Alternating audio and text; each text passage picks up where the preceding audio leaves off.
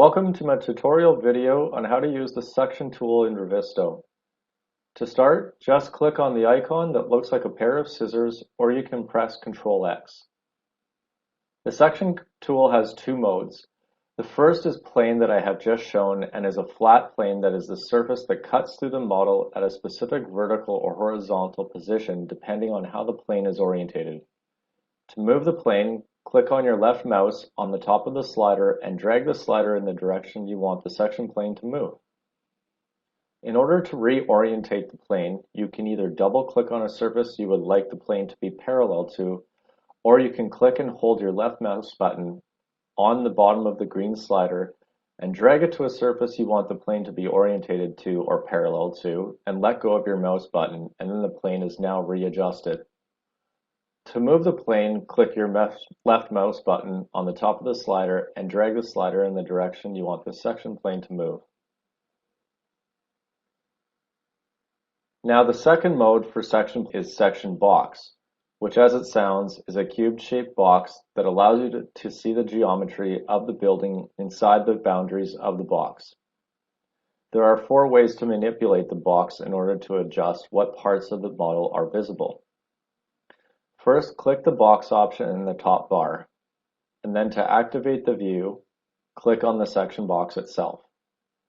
To rotate the box, make sure your cursor isn't over the box itself, however, outside of it, and press and hold the left mouse button and then move the mouse in the same direction you want to move the box or you want it to rotate. The other function is to move the boxes are the same as navigating the model. You can pan the view of the box and then also change the view from a first-person perspective.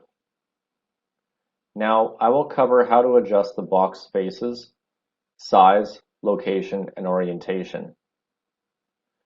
Now, the first type of adjustment is moving each face of the section box, where you just simply click on the face of the box that you want to move in the direction you want to move it.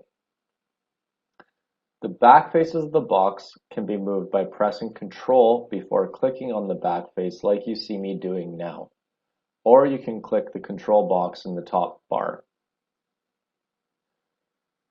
The second type of adjustment is scaling, which simply makes the size of the box bigger or smaller by clicking on any face of the box and moving it in or out to make the box bigger or smaller.